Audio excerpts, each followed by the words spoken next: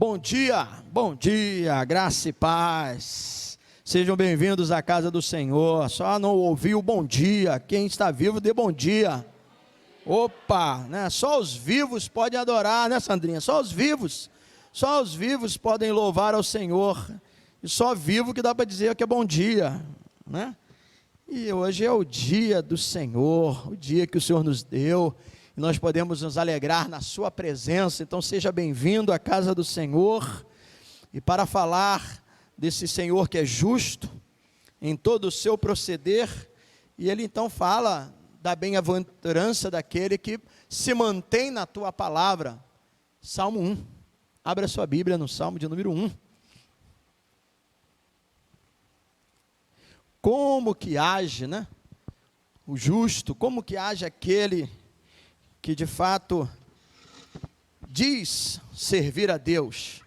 Não basta apenas dizer, falar, são as minhas atitudes, a maneira como eu vivo. Estamos falando sobre isso, né? Uma das provas estabelecida por João para se identificar o verdadeiro cristão é a prova moral, a sua conduta. Então não basta apenas eu falar, é o que eu vivo, é como eu pratico, é como eu ando. E como que anda o justo? O Salmo vai falar de que bem-aventurado, aí ele vai dizer primeiro daquele que não, pois um abismo chama outro abismo. Que abismo é esse, pastor? Vamos lá, Salmo 1. Bem-aventurado o homem que não anda no conselho dos ímpios, não se detém no caminho dos pecadores, nem se assenta na roda dos escarnecedores. Mas qual é o prazer desse homem? Antes o seu prazer está na lei do Senhor, e na sua lei medita de dia e de noite. Ele é como árvore plantada junto à corrente de águas, que no devido tempo dá o seu fruto, cuja folhagem não murcha, e tudo quanto ele faz será bem sucedido. Os ímpios não são assim. São, porém, como a palha que o vento dispersa. Por isso os perversos não prevalecerão no juízo, nem os pecadores na congregação do justo. Pois o Senhor conhece o caminho do justo, mas o caminho dos ímpios perecerá. Por isso é importante manter-se aonde? No Senhor. Plantados junto às correntes das águas, ligados a Cristo e atentando para a sua palavra. Essa manhã, dentro da nossa exposição de 1 João, vamos falar sobre vencendo a heresia. Não se vence a heresia apenas com um culto motivacional. Que vence a heresia é o conhecimento da palavra, da verdade. Erramos por não conhecer as Escrituras. Então, quando se estuda, quando se guarda os mandamentos e praticamos a verdade, nós nos tornamos assim resistentes a tudo aquilo que surge, até no nome do Senhor, que pode até ter alguns milagres, por incrível que pareça. Mas cuidado, Satanás é capaz até mesmo, né, de transformar ou se disfarçar num anjo de luz para tentar enganar os escolhidos. Mas se você estiver bem firmado na palavra, é como árvore plantada junto às correntes das águas. Mesmo nas adversidades, nas lutas da vida, você vai continuar dando o seu fruto. Bem-aventurado aquele que não anda, né? Que não se detém, nem se assenta na roda dos escarnecedores, mas o seu prazer está na lei do Senhor. Eu acredito que você que vem à escola dominical, que opta por estar aqui pela manhã, e haja visto que é uma série de mensagens de estudo, eu acredito que você tem esse perfil daquele que medita na lei de dia e de noite. Que Deus te abençoe. Vamos orar. Pai amado, muito obrigado por entrar por essas portas e lembrar que se somos cristãos, se somos gente crente, nós precisamos viver como crente. Então é preciso que a gente escolha as nossas companhias, escolha o que nós assistimos, escolha o que nós estamos vendo, convivendo, para de repente não se achar em meio aos escarnecedores. E para isso é de grande importância como ter um antídoto contra as heresias, contra as situações que surgem para destronar e tentar derrubar a obra de Cristo, é se apoiando na verdade, conhecendo a verdade, para que a verdade nos liberte. A verdade é Cristo, a verdade é a tua palavra, e bem-aventurado aquele que medita na sua lei dia e noite, como diz o salmista. Entramos por essas portas, queremos te louvar e agradecer pelo dom da vida, mas aqui estamos também com o coração aberto para aprender os seus mandamentos, para aprender a tua palavra. Ensina-nos, ó Deus, ensina-nos a verdade, a tua palavra é a verdade. Abençoe e honre a fé do teu povo e de cada um daqueles que aqui se encontram, no nome de Jesus. Amém e amém. Vamos louvar ao Senhor. Uma canção inspirada no Salmo 51. Logo mais, eu vou estar falando um pouco sobre um espírito voluntário. E num determinado momento da sua confissão, no Salmo 51, embora o texto básico que eu vou utilizar seja em Samuel, mas ele tem uma relação com o Salmo 51, que é um salmo de confissão. E o que Davi está buscando? Davi está buscando uma renovação espiritual. Ele quer ter um coração segundo realmente, como o título que ele foi dado, o homem segundo o coração de Deus. Então ele diz: cria em mim, ó Deus, né? Um coração puro, renova em mim um espírito inabalável. Então vamos louvar. Você pode usar suas mãos. Oh, glória a Deus. Possamos ter um coração segundo o coração de Deus, vivendo na verdade, nos ensinamentos do Senhor, aprendendo. Também somos falhos, mas que possamos tirar lições de todas as nossas fraquezas, para assim servir ao Senhor e ter um coração renovado. E renova um espírito inabalável. Mais uma vez, cria em mim, ó Deus.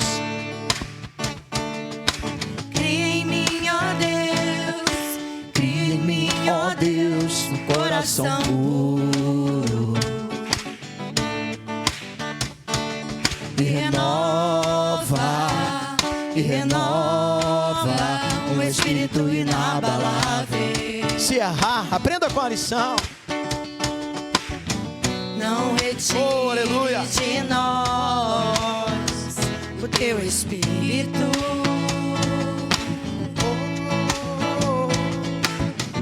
Não retires de nós o teu espírito. Quero aprender com os meus erros e não mais cometê-los. Sei que não vai ser tão fácil, mas difícil é continuar no erro e viver no mesmo desespero e ficar pra trás. Peça ao Senhor. Eu quero ser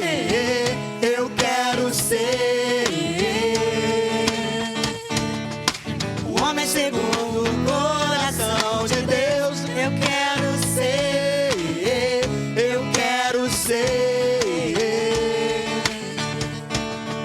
um homem segundo o coração de Deus. Aprenda cada dia com o Senhor. Quero aprender com os meus erros e não mais cometê-los. Sei que não vai ser tão fácil, mas difícil é continuar no erro e viver no mesmo desespero e ficar pra trás.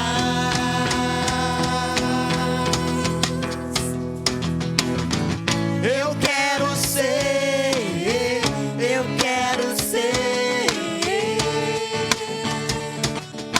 um homem segundo o coração de Deus. Eu quero ser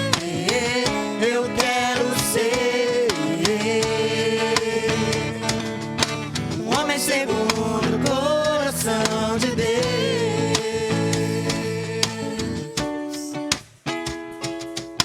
Um homem segundo o coração de Deus.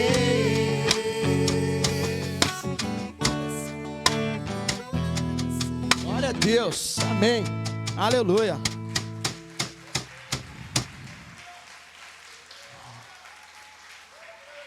Aleluia.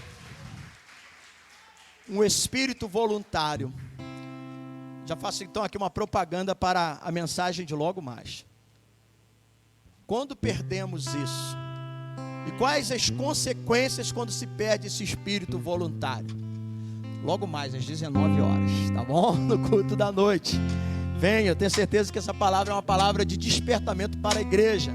Davi se viu numa situação, sofreu as consequências, mas encontrou o caminho através da reconciliação. E por isso então se tornou um homem segundo o coração de Deus. Mas isso é para logo mais. Vamos continuar louvando, agradecendo aquele que é a estrela da manhã, o Cordeiro Santo. Ele nos traz a paz a cada amanhecer, né? O Shalom, né? A paz de Deus vos dou. Que essa paz esteja presente na sua vida. Aleluia. Cordeiro Santo que nos trouxe a paz, em tuas mãos está tudo. Se você precisa de uma resposta e busca nele, ele tem a resposta.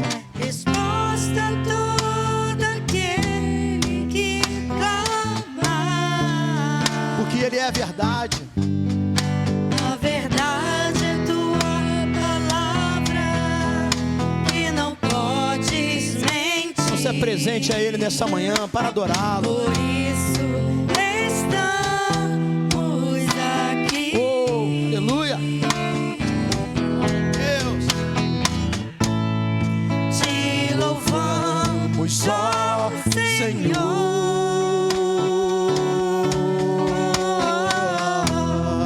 Pelo seu imenso amor, pela tua graça e misericórdia, vem sobre nós, ó Deus. manifesta O teu perdão e poder, e assim vamos te adorar para sempre.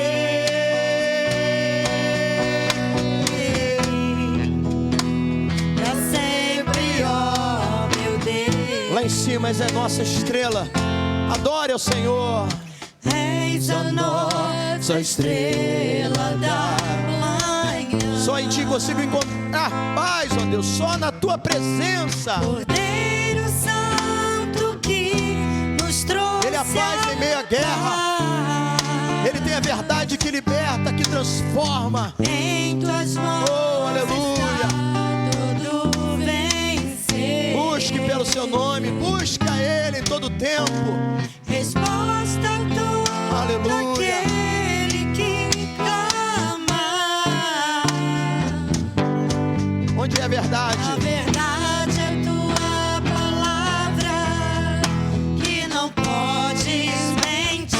Por isso nós estamos aqui, Jesus. Por isso Aleluia. estamos aqui. Pega as suas mãos e o adore. Te louvamos, Só Senhor.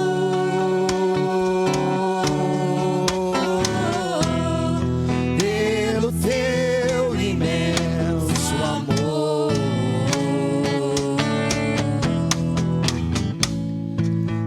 manifesta o teu perdão e poder, e assim vamos te adorar para sempre.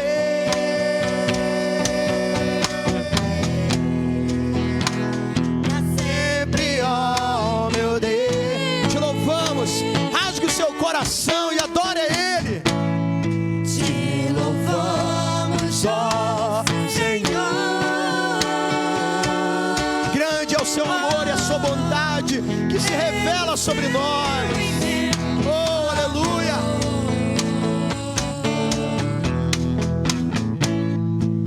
Manifesta o teu perdão e poder, e assim vamos te adorar para sempre.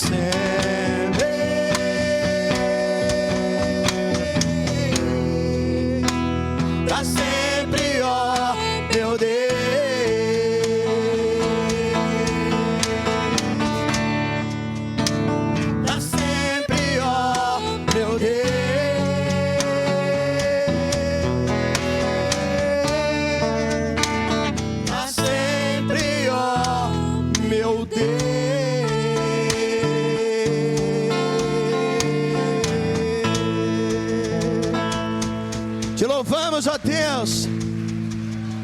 Ore cantará la bassuricária. Mirianda la bassuricária. Adorada a tua presença. Engrandecido o teu santo nome. Bendito és tu, ó Deus, que traz paz ao nosso coração. Suas misericórdias se renovam e são as causas de não sermos consumidos, e ela se renova a cada amanhecer. Não importa o que você tenha enfrentado durante esses dias, não importa as lutas e adversidades, o que importa é o que Jesus disse, e assim afirmou, e ele não é homem, nem filho do homem para que minta. Ali estava já o Cristo, o Senhor prometendo: eis que estarei convosco todos os dias. E é a presença do Senhor em nós, através da pessoa do Espírito Santo que habita em nós, que nos traz essa paz que precisamos para prosseguir em nossa jornada, mesmo diante das adversidades, mesmo diante das lutas, mesmo diante das tribulações. O Senhor é conosco, igreja. O Senhor é contigo. O Senhor, Ele é o nosso Deus, e a Ele a honra, a Ele a glória, a Ele o louvor, a Ele a adoração. Por isso aqui estamos, para render a Ele e dar a Ele aquilo que é devido. Bendita a tua presença, oh Senhor. Aleluia. Somos gratos a ti, Deus. Ministramos o louvor. Mais uma vez lá em cima, o único que é digno, O único que é digno glória. de receber Por isso nós estamos aqui, a honra para cultuar a e Ele. glória, Culto é para agradar a Ele, força é para ser ofertado a Ele. ao Rei eterno, imortal, invisível, mas real. A Ele ministramos o louvor. Se você conhece, feche seus olhos, erga suas mãos.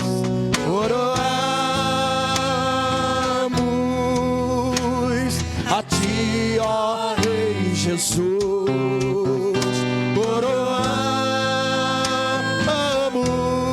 Coroamos a ti, ó Rei Jesus.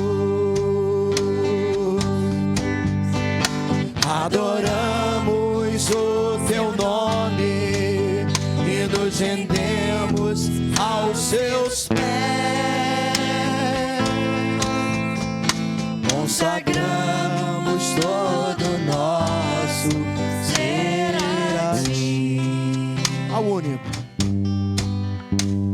O único que é digno de receber a honra e a glória, a força e o poder. ao Rei eterno, imortal, invisível, mas real. Somente a Ele, igreja. Ele ministramos o louvor. Adoramos.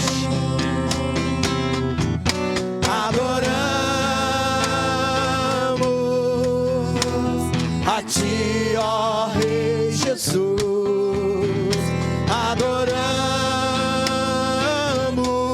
Adoramos a ti, ó Rei Jesus. Adoramos o teu nome e nos rendemos aos seus pés. Para que, igreja? Separar a sua vida a Ele como oferta agradável. Coroamos, coroamos a ti, ó Rei Jesus.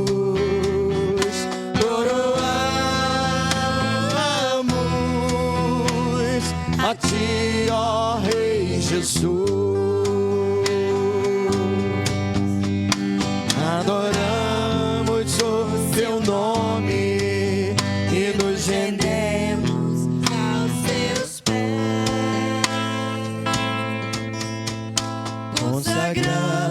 consagramos todo nosso ser a ti. Consagramos todo nosso ser a ti. Consagramos todo nosso ser a ti. É para o Senhor, é para o Senhor, é por isso que nós aqui estamos. A Ele a glória, a Ele louvor, a Ele exaltação, para doar e dedicar a nossa vida a Ele. Louvado seja Deus, bendita a tua presença, Senhor dos exércitos, glórias sejam dadas a ti.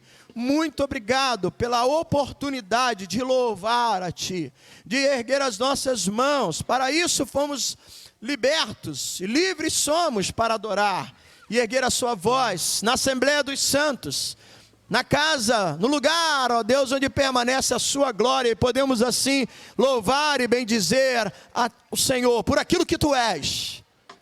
Não precisamos de ficar aqui buscando o que o Senhor pode fazer, o Senhor já fez, o Senhor já fez. Oh, alabaçuricária, glórias sejam dadas a ti, o Senhor já fez. E essa é a razão pelo qual estamos aqui, porque o Senhor já fez. O Senhor nos resgatou do império das trevas. Fomos transportados para o reino do Filho do seu amor. O Senhor já fez. Levou sobre si as nossas dores. O castigo que nos traz a paz estava sobre ele. O Senhor já fez. O Senhor já fez. Somos salvos pela graça. Bendita e exaltada a sua presença, mesmo sem merecer, pecadores que somos. Lembre-se, o Senhor já fez. E erga cada dia as suas mãos aos céus e agradeça a Ele pela salvação, porque Ele deu o seu Filho unigênito, para que todo aquele que nele crê não pereça, mas tenha vida eterna. O Senhor já fez. E por isso a cada dia precisamos louvá-lo.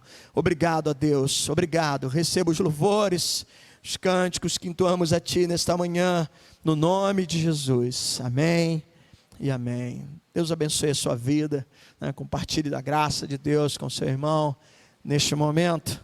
Obrigado aí os irmãos que nos ajudaram essa manhã no louvor.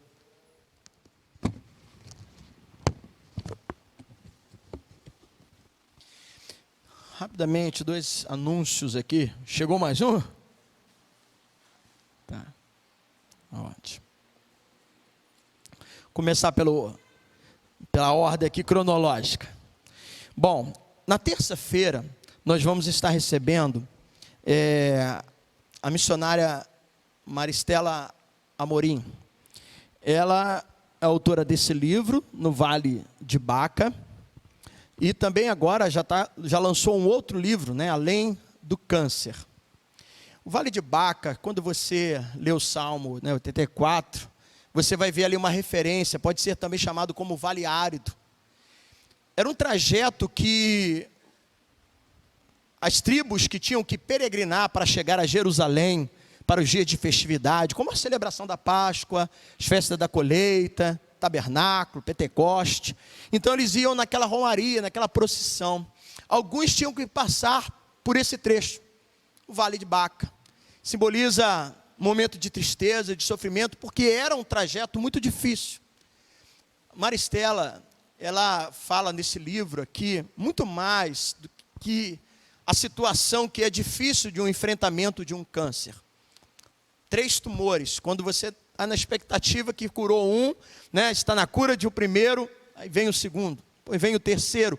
Mas muito mais do que isso, ela fala dos vales da sua vida, da sua infância, já na sua pré-adolescência, um período turbulento também, na sua vida conjugal. Então, como que é edificante esse livro? Ela vai estar aqui, né, na próxima terça-feira. Na verdade, né, acho que hoje ela está numa igreja de Paulo de Fronten e vai estar percorrendo algumas igrejas aqui. Eu sempre tenho uma preocupação muito grande com essas questões, né? Porque são 35 anos de vida cristã, já vi algumas coisas, não sou tão velho assim, mas 35 anos de evangelho, eu já pude passar por muitas situações e ver algumas coisas que infelizmente o meu gospel gosta, né? Até já eu não gosto de utilizar muito essa expressão, né? Então o meio hoje do evangeliquez gosta de certas coisas meio sensacionalista. Infelizmente as pessoas procuram isso. Mas uma das coisas que me chamou a atenção nos relatos da Maristela no seu livro é algo que no prefácio, um dos pastores, né, que às vezes na indicação, né, deixa ali uma dedicatória, até mesmo como estímulo e promovendo o autor, o pastor Divino Fagundes, ele fala algo interessante sobre o que você vai encontrar nas linhas, né, desse livro. Ele diz assim: o falso evangelho é um câncer que se alastra, uma vez que as mensagens são dirigidas única e exclusivamente ao ego humano, alimentando, portanto, apenas as emoções dos ouvintes, que voltam para o dia a dia com um espírito totalmente faminto do verdadeiro evangelho, isto é, da verdade que liberta e que os levaria à satisfação plena e à verdadeira felicidade em Cristo.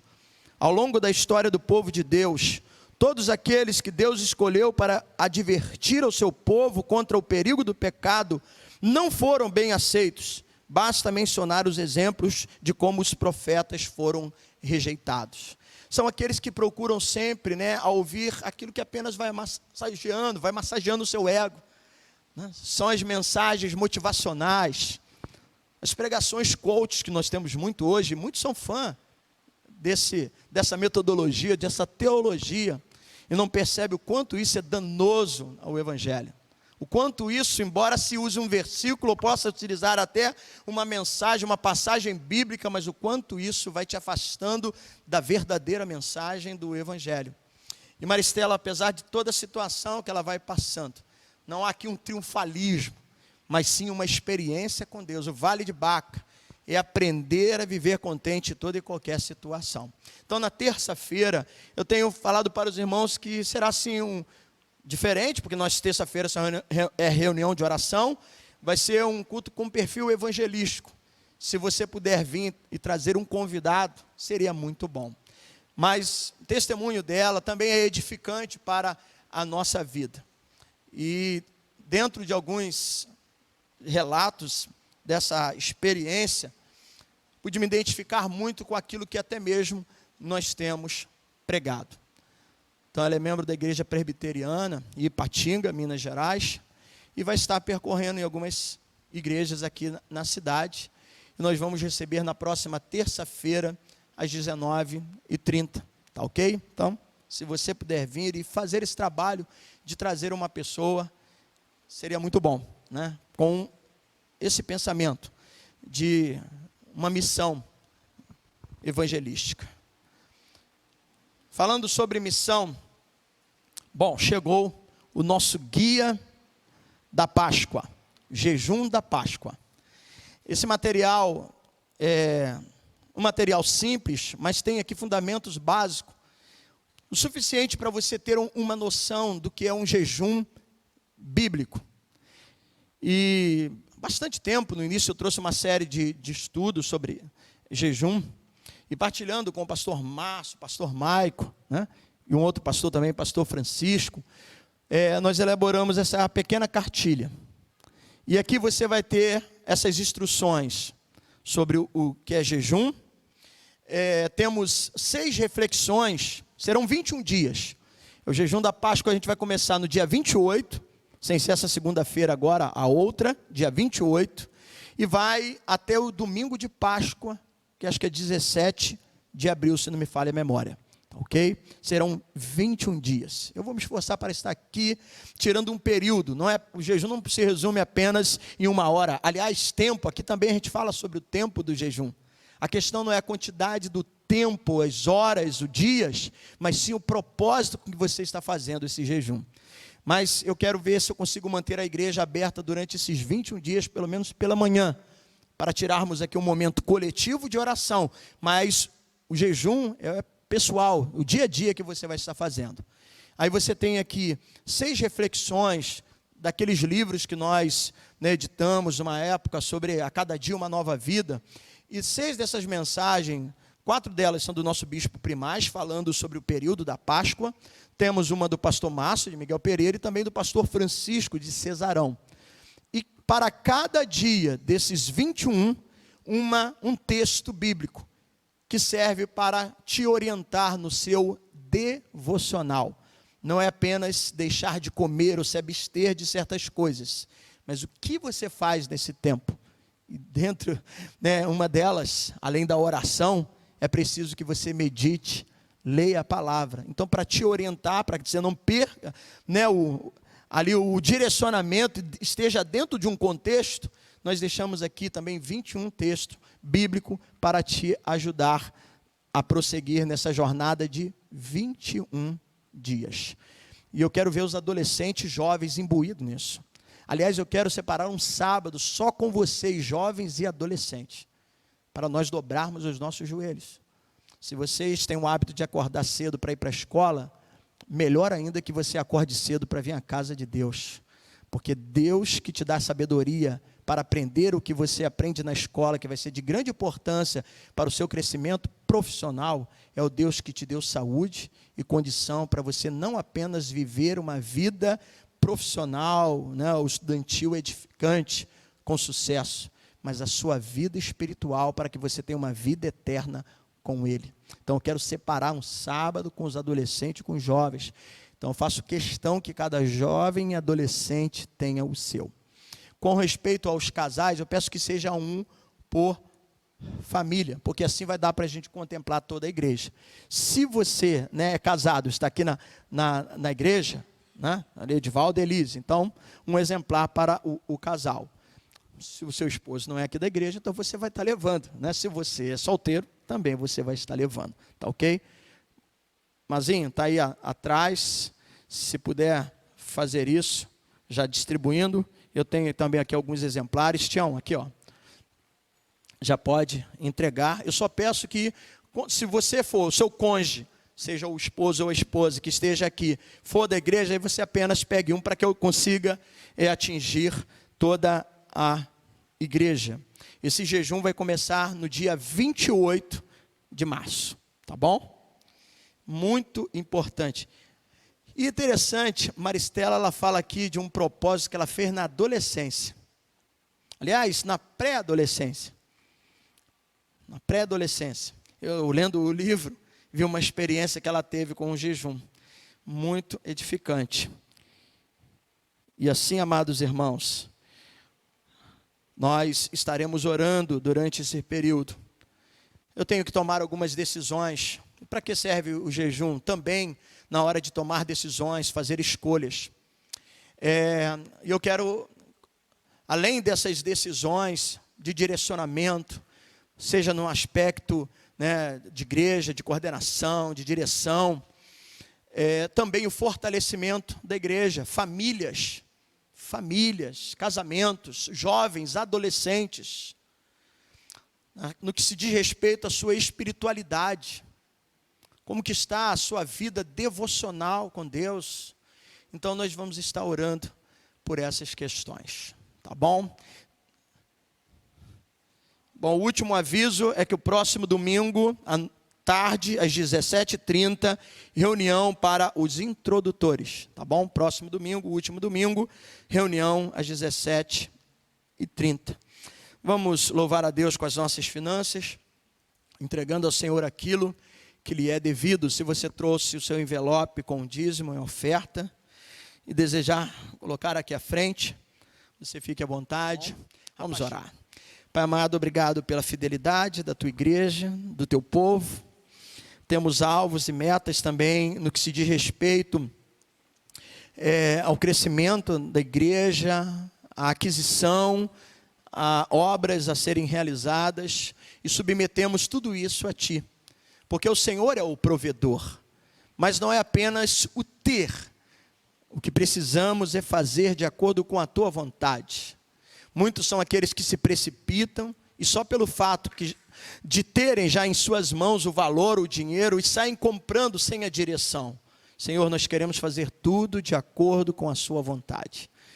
E tudo isso estaremos submetendo a Ti também nesse jejum, porque precisamos de sabedoria, equilíbrio, sensatez. Eu preciso disso, Senhor. E assim como cada um de nós, na nossa administração também secular, na nossa vida, no dia a dia, para não gastarmos naquilo que não é pão, para agirmos de forma prudente, não vivermos, ó Pai, com a corda no pescoço, ó Pai, mais preocupado com amanhã e não vivemos o hoje por causa de dívida, de compromissos, tudo porque às vezes agimos de forma precipitadas, na maioria das vezes. Senhor, livra-nos do mal, sê conosco. Deus, é o que te pedimos, sabedoria, ao entregar a Ti dízimos e ofertas, no nome de Jesus. Amém e amém. Deus abençoe cada um de vocês, nossos adolescentes, fiquem à vontade. Vou estar de vez em quando no grupo, dando um toque para vocês, para a atenção do jejum, tá ok? Muito bem.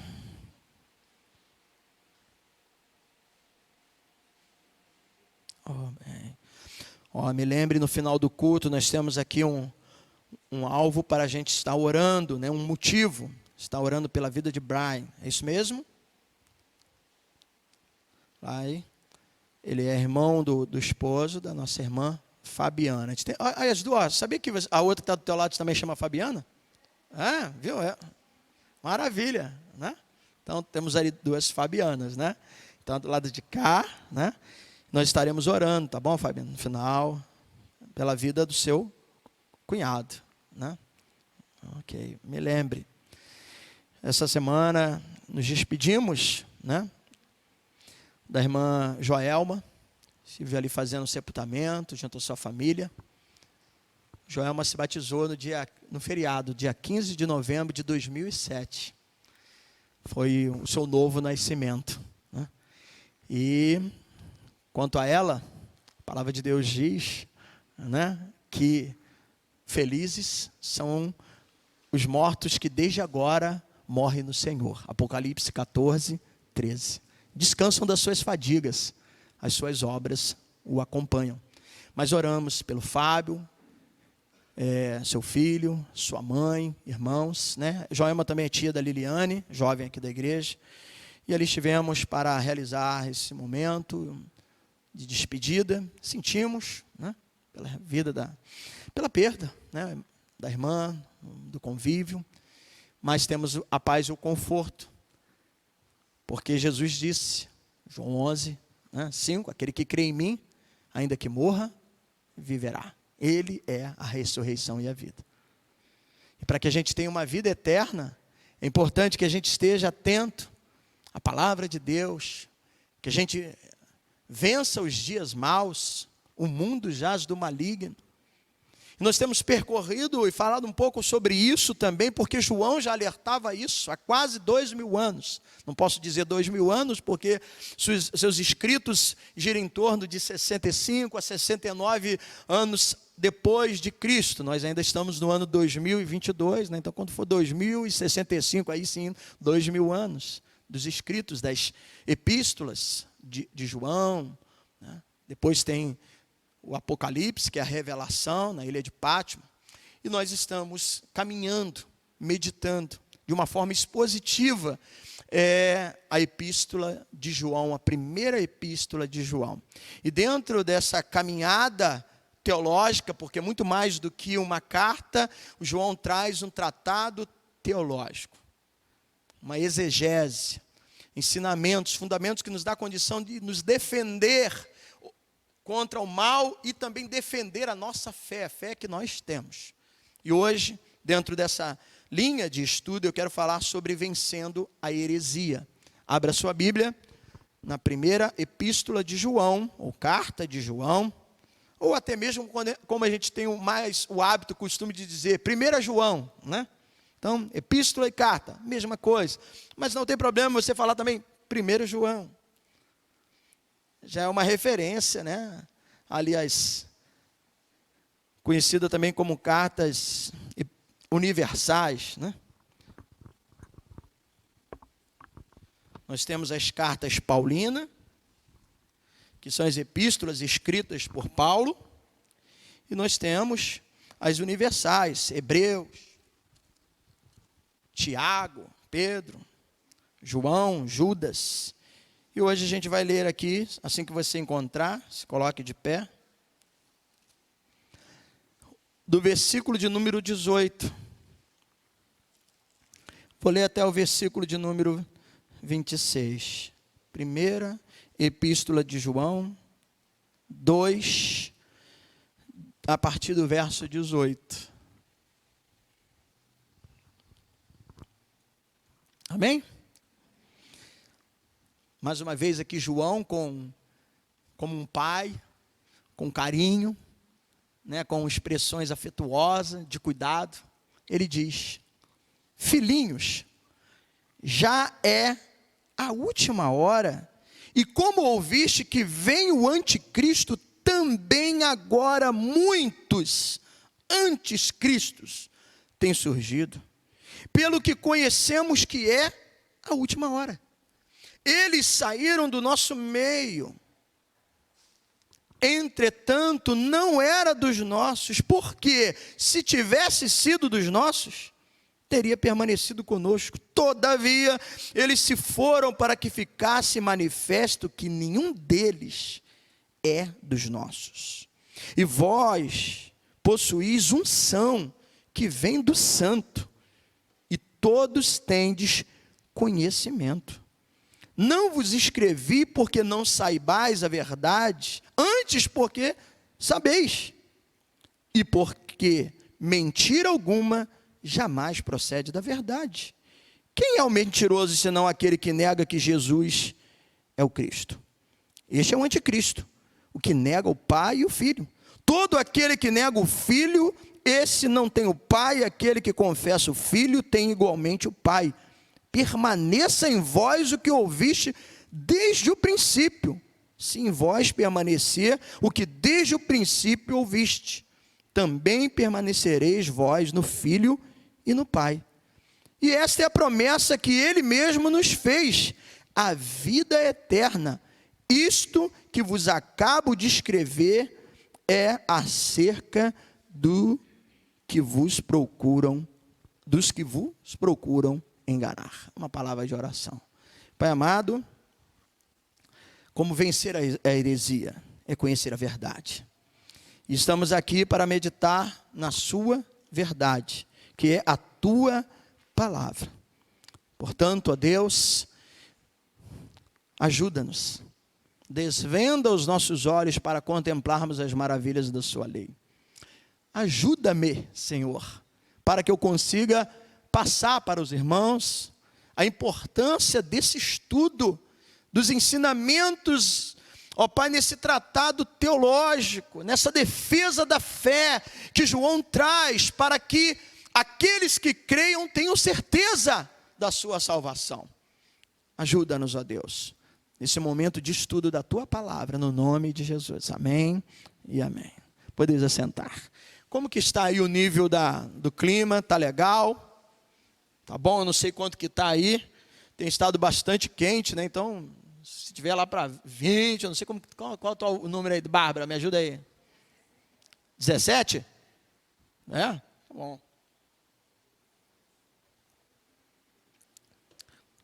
Tem que botar um outro para cá para vir aqui. Porque o ventilador aqui joga as páginas da Bíblia.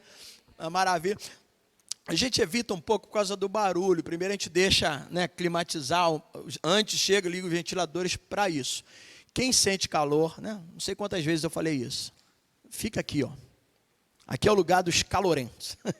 Quem sente calor é aqui. Aqueles que sentem um pouco mais de frio, vai para as extremidades, tá bom? Tem que estar com calor, pastor. Vem aqui, eu tenho certeza.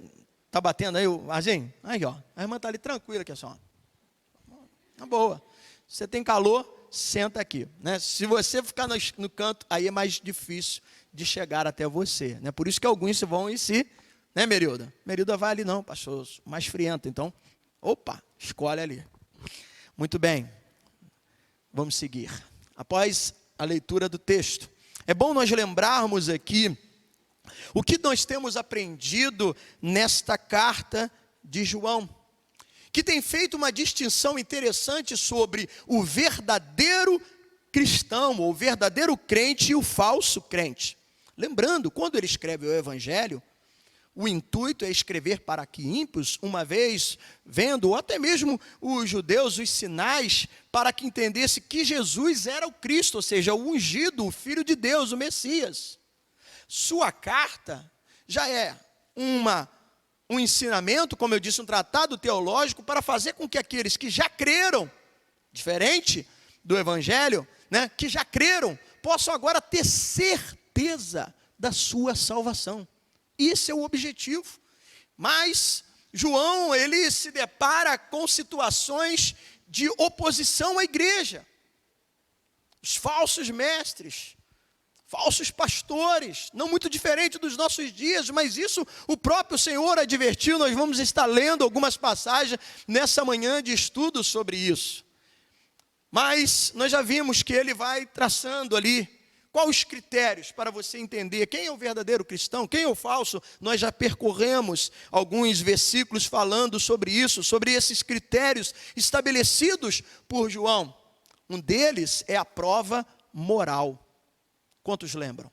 Acerca da prova moral. O que tem a prova moral? Ela fala sobre a nossa conduta, né? Então, rapidamente, aí só dando uma pincelada, o versículo 6 do capítulo de número 2, diz assim: aquele que diz que permanece nele, esse deve também andar assim como ele andou.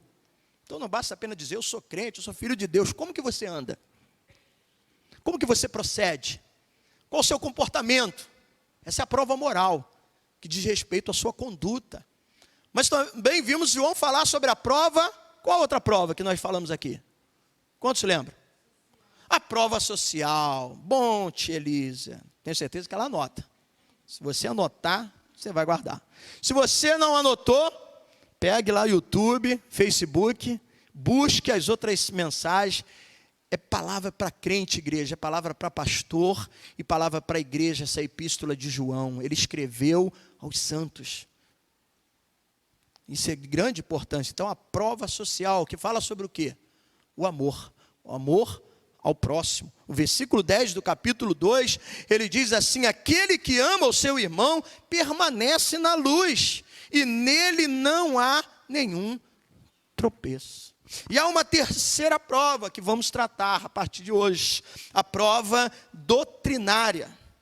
E é de grande importância para vencer as heresias, porque as heresias têm afundado as igrejas.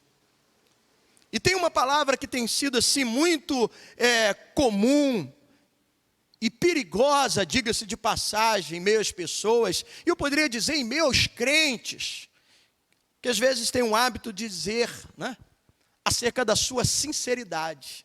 A tal da sinceridade é algo muito perigoso. Não importa, às vezes, alguns dizem, não importa, né, não importa o que os outros vão pensar, ou naquilo que eu creio, o importante é que eu sou sincero.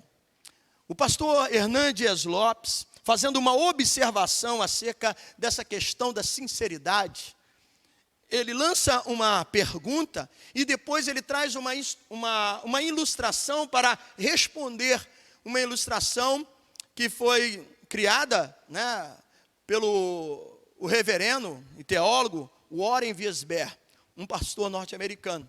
Mas Hernan Dias Lopes, ele diz assim, acerca da sinceridade, quando muitos às vezes dizem, não, eu sou sincero, o que importa é que eu estou sendo sincero. Então, Hernan Dias Lopes pergunta, é a sinceridade um ingrediente mágico que transforma o falso em verdadeiro?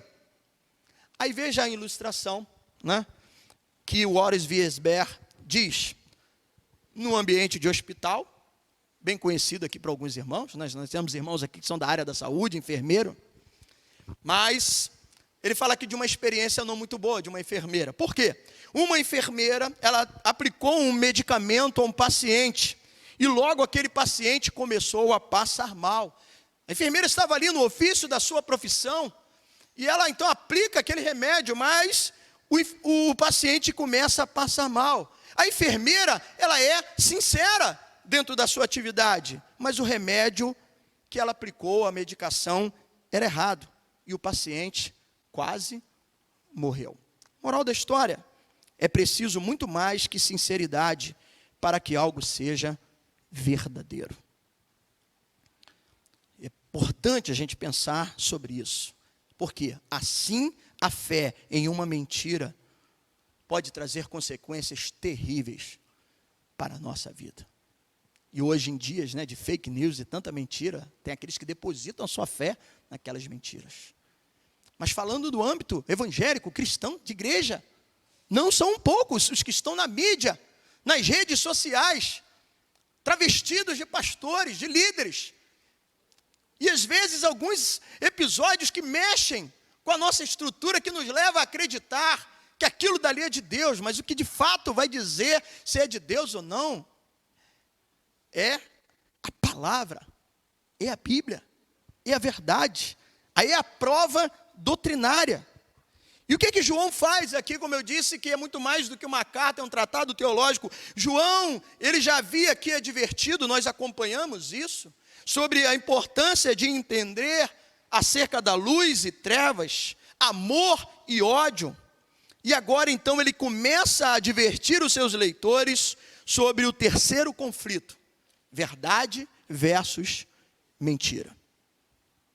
Pois assim como é importante andar na luz e no amor, que são as mesmas coisas que nós já vimos anteriormente nas mensagens passadas, assim como é importante andar na luz e no amor, também o cristão deve andar na verdade. Erramos por não conhecer as Escrituras. Quando se conhece a verdade me liberta. E o texto em questão que nós lemos aqui essa manhã, João vai tratar alguns aspectos de enfrentamento à heresia. Aquilo que não é verdadeiro, aquilo que não é de Deus, aquilo que vai corrompendo, e desde os dias de João, já trazia problemas sérios para o meio da igreja.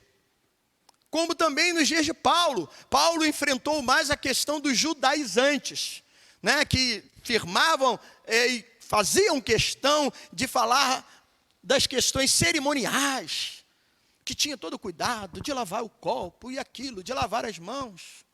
Muitos ali, fariseus, implacáveis em certas práticas, implacáveis no horário, implacáveis no vestir, mas Jesus chamou eles de sepulcros caiados, muito bonitinho por fora, mas por dentro não tinha alma, não tinha amor, ao ponto de às vezes até mesmo repreender ou criticar Jesus quando curou uma pessoa no sábado, quando viu um paralítico, que era um paralítico que foi curado andando com um leito, e disse: como que pode, você está transgredindo a lei, porque no sábado ninguém pode trabalhar, aquela coisa toda, mas aquele homem foi curado. Então Paulo enfrentava os judaizantes. João, nós já vimos aqui, né? Falamos com mais detalhes sobre isso na introdução dessa carta, sobre o gnosticismo, né, sobre o dualismo daqueles que se colocavam como os donos do conhecimento, pois através de um conhecimento profundo, aí você teria uma espiritualidade maior, porém eles negavam o principal, a divindade de Cristo. Acreditavam que Jesus, né, ele no batismo recebeu ali a unção como Cristo. Mas antes da sua morte, da crucificação, jamais poderia estar ali a divindade. Então, o Cristo, a unção foi retirada. Então, alguns absurdos. E eles traziam alguns ensinamentos terríveis, danosos, heresias. João estava combatendo. Mas tudo isso faz parte de o quê? De advertência. E hoje, então, nós vamos caminhar aqui, vendo alguns aspectos que João traça sobre o enfrentamento à heresia, como, por exemplo, distinção entre os hereges e o cristão genuíno. Nós vamos ver isso do verso 18 ao 21. Segundo, a natureza e o efeito da heresia, os versos 22 e 23. E a proteção contra a heresia, a partir do versículo de número 24, que estende até o versículo 29. Bom, seguindo aqui essa trilha, esta manhã eu vou me ater ao primeiro aspecto. a distinção entre os hereges e os cristãos genuínos. E aqui João, ele destaca 4 pontos importantes para nós entendermos isso daqui. Primeiro deles, primeiro destaque, primeiro ponto, é que já estamos vivendo a última hora. Assim ele começa o verso 18. Filhinhos, já é o quê? Já é a última hora. Irmãos, na Bíblia é muito comum descrever a história em termos de linguagens figuradas. Tempo, época, hora, dias, últimos tempos, últimos dias. Então aqui vai dizendo, filhinhos, já é a última hora. Isso se refere ao período da primeira vinda de Cristo, quando o Verbo se fez carne, foi encarnado, passou pela morte de cruz, se ressuscitou e até a sua segunda vinda. Todo esse período, né, é tido como os finais do tempo, os últimos tempos, os últimos dias. Né? O tempo do fim chegou com Cristo. A era messiânica, ela já foi inaugurada por Cristo. Portanto, nós já estamos perto do fim. Aliás, hoje nós estamos mais perto do fim do que ontem. E a cada dia que se aproxima.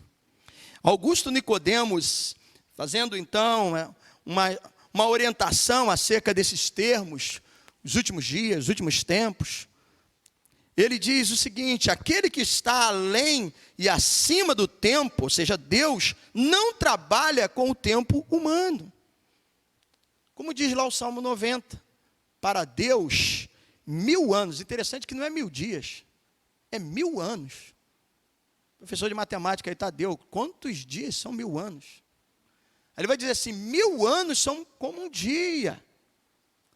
Então para a gente, né, ou seja, não é para ficar preso a essa questão assim, cronológica.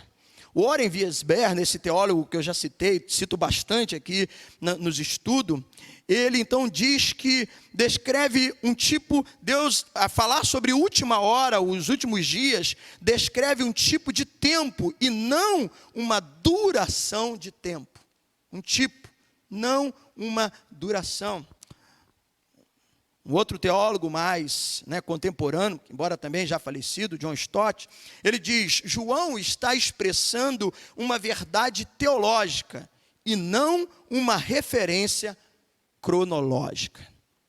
Assim como João, Paulo também falou, só que Paulo utilizou o termo últimos tempos. João usa aqui a última hora.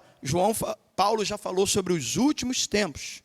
Observando, então, as características, hoje, eu e você, hoje a nossa geração, né, estamos aí na era pós-moderna, século 21, observando os acontecimentos dos nossos dias, observando as características, e dentro daquilo que nós temos na palavra de Deus, percebemos que hoje a sua intensidade ainda é maior. Por isso que eu digo, hoje, né, o tempo, os últimos tempos, a volta de Cristo, ela está mais próxima do que antes. A última volta do ponteiro se aproxima. E é preciso que a gente esteja atento. João já falava sobre isso. É a última hora. E como ouviste que vem o anticristo, também agora muitos anticristos têm surgido, pelo que conhecemos que é a última hora. Então, qual o sinal? Porque João fala sobre isso? Olha, fala sobre a vinda, né, de alguém que lá no futuro, que embora também o Antigo Testamento já havia profecias acerca dele, que é o anticristo, mas o que identifica que está aproximando o tempo? A vinda dos anticristos. Aí ele vai utilizando aqui já no plural. Então, o primeiro aspecto, já é a última hora. Nós já estamos vivendo, desde a vinda de Cristo, já os últimos dias, ou os últimos tempos, como Paulo fala em uma das suas epístolas. E aqui um segundo aspecto a ser destacado, um segundo ponto. O espírito do anticristo já está operando. João aponta lá para frente do anticristo, mas ele fala dos anticristo. Também agora muitos anticristos têm surgido já no dia de João, como eu falei, os falsos mestres. Como já mencionei Paulo acerca, né, dos judaizantes, tudo aquilo que é ensinamento que vai de encontro, que não está de acordo com a verdade, já são ali o quê? O espírito do anticristo operando. Aliás, essa palavra anticristo, você só vai encontrar aqui nos escritos de João, só nas epístolas de João. Nós vimos aqui no versículo 18, você vai ver no versículo 22, depois no capítulo 4, versículo 3, e na sua segunda epístola, no verso 7, porque quando se trata de um livro com um único capítulo, né, não tem necessidade de você falar o capítulo. Então, na segunda epístola, versículo 7, também fala sobre o anticristo. Só João. Então, não poderíamos dizer que essa palavra anticristo, ela foi cunhada por João. Porém, o conceito, ele se acha em outros textos. E também ele é conhecido, como Paulo diz, na sua segunda carta aos Tessalonicenses, capítulo 2, do verso 1 ao versículo 10, Paulo vai estar falando ali sobre o homem da iniquidade. Então, esse conceito do anticristo, ele também é o homem da iniquidade. Daniel fala sobre ele nas profecias de Daniel, profecias também escatológicas, no capítulo 7, 8 e 9. No capítulo 7, ele vai estar falando sobre o pequeno chifre. No capítulo 9, versículo 26 de Daniel, ele vai estar falando sobre o príncipe, né? O príncipe que há de vir. E no Novo Testamento nós vamos ver que quem é o príncipe desse mundo? Quem é? Satanás. O diabo. O mundo jaz do maligno. Na semana passada nós vimos a diferença, né, dos 3 significados da palavra mundo no Novo Testamento. Quantos lembram? Os 3 significados. Palavra mundo. Porque se Deus criou o mundo, né, todas as coisas, como assim a gente não pode amar o mundo? Na semana passada nós vimos que nós não devemos amar o mundo, nem as coisas que no mundo há. Porque quem ama o mundo, o amor do Pai não está nele. Aí nós falamos sobre o mundo. 3, só para a gente lembrar. 3 são os significados. Né? O mundo físico. Então, esse mundo que Deus criou, a vegetação, a natureza, ótimo, nós devemos preservar e cuidar. Você deve amar. Mas que mundo é esse? Que eu não posso amar? Se Jesus amou o mundo, João 3,16, de tal maneira que deu seu Filho unigênito, para que todo aquele que nele crê não pereça, mas tenha vida eterna, e agora eu não posso amar o mundo? Mas é esse mundo que João estava falando? Não, porque esse é o mundo humano, a humanidade, então esse eu devo amar. Aliás, João foi enfático, né, falar sobre esse amor ao próximo. Jesus foi mais duro ainda no seu discurso, diz que você tem que amar o seu inimigo e orar por aqueles que te perseguem. Então, esse nós devemos amar. Mas é o mundo sistema, operado por Satanás, que tem ali a coalizão do mal, aqueles que trabalham em seu favor, principados, potestades, dominadores desse mundo tenebroso, né? Efésios 2 vai falando sobre isso, né? Paulo adverte sobre, né, esses associados do diabo que atua para tentar, né, danificar, prejudicar a igreja, e os falsos mestres, os anticristos, né, o espírito do anticristo está presente. As ações, principalmente tentando distorcer aquilo que é bíblico. Então, a Bíblia já vai falando sobre ele. Qual o seu objetivo? O seu objetivo principal é a guerra contra o povo de Deus. E também ele tem um desejo, o desejo de ser visto como Deus. E será. Muitos vão colocar o anticristo no lugar de Deus na sua vida. E vão adorá-lo como se fosse Deus. Aliás, aqui, né, o prefixo anti, ele tem 2 significados. É contra ou lugar de. Ele é contra a igreja, é oposição contra o reino de Deus, contra o povo de Deus, e ele tenta se colocar como aquele que é maior do que Deus, ou tomar o lugar de Deus. Esse, né, é o significado. Mas é interessante, porque João, aqui nesse versículo, embora na primeira ocorrência do termo anticristo, refira-se a uma pessoa em particular, sobre o qual as Escrituras já profetizou, né? Eu citei aqui Daniel, capítulo 9, o príncipe que há de vir, ou Daniel 7, que fala do pequeno chifre. O termo aqui que nós estamos vendo, falando desse segundo aspecto sobre o espírito do anticristo, o termo aqui aparece no plural, né? Muitos anticristos. Então, ele está aqui no plural. E refere-se a muitos indivíduos. João, Pedro, Paulo, nos seus escritos, chamou eles de quê? De falsos mestres. Se lá atrás, porque ele disse assim como houve falsos profetas no passado, na antiga aliança, hoje, muitos falsos mestres têm estado. Jesus já havia alertado. No seu sermão escatológico, Mateus 24, para ganhar tempo, vou ler apenas alguns versículos aqui. Abre aí a sua Bíblia em Mateus 24. Jesus já estava então falando, alertando sobre esses falsos mestres, tido como um espírito, vamos dizer assim, dentro desse segundo aspecto, o espírito do anticristo já presente, atuando.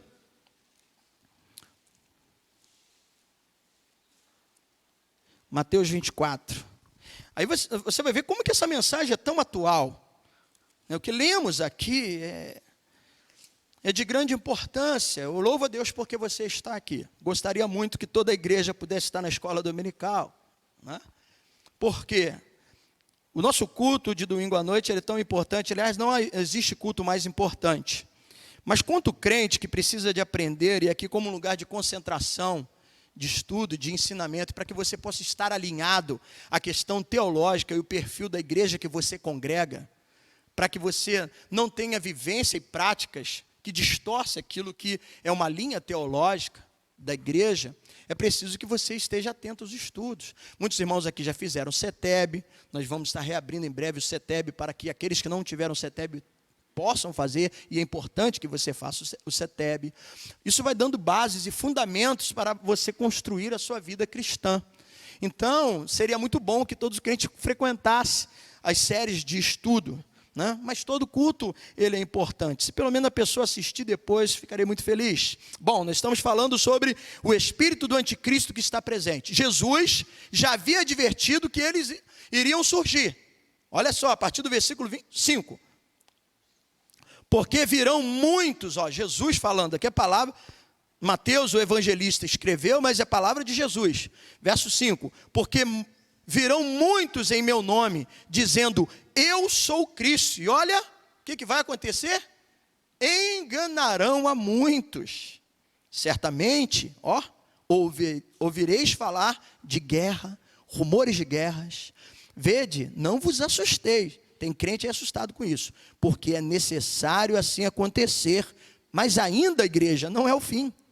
Porquanto se levantará nação contra nação, reino contra reino, haverá fome, terremotos em vários lugares. Porém, tudo isto é só o princípio das dores, que diz aqui o texto. Verso 9. Então sereis atribulados e vos matarão, sereis odiados de todas as nações por causa do meu nome. A igreja durante a história passou por muitas situações como essa. E pode também acontecer comigo e contigo. Acontece muito com os nossos irmãos no Oriente. Em alguns lugares onde nós aqui oramos, certa vez, acho que foram quase 50 países das igrejas perseguidas. Isso pode acontecer também aqui conosco. Mas muitos passaram por essas situações, após a morte mesmo de João, que já começou em meio a essas perseguições de alguns imperadores. Depois, o templo também, que embora tenha sido erguido, foi destruído, os judeus foram perseguidos. Espíritos de anticristo, alguns anticristos que foram surgindo na história em perseguição. Isso de tempo em tempo pode acontecer, para cumprimento das palavras do Senhor Jesus Cristo. Nesse tempo, diz o verso 10, muitos hão de se escandalizar, trair, odiar uns aos outros, levantar-se-ão muitos, Jesus falando, levantar-se-ão muitos falsos profetas. E o que vai acontecer, igreja? Enganará muitos. Vamos parar por aqui. Mas para eu e você não ser enganado, estude a palavra. Não, porque numa pregação expositiva, nós temos tempo para parar, analisar, refletir sobre cada um desses aspectos. E está aqui iterando acerca da verdade. a gente tanto vai compreender o que é o verdadeiro cristão e o falso cristão, o verdadeiro pastor e o falso pastor, né? Um lobo travestido de ovelha, você vai ter conhecimento quando você vai às Escrituras, só assim, porque senão você vai ser enganado, e tem um monte de crente sendo enganado. Cuidado com aquilo que você está vendo na tua televisão, nem tudo que reluz é ouro. Cuidado com aquilo que você está ouvindo, ainda com ar de emoção. Pô, mas pastor, ele está sendo tão sincero. Olha o que nós vimos da ilustração.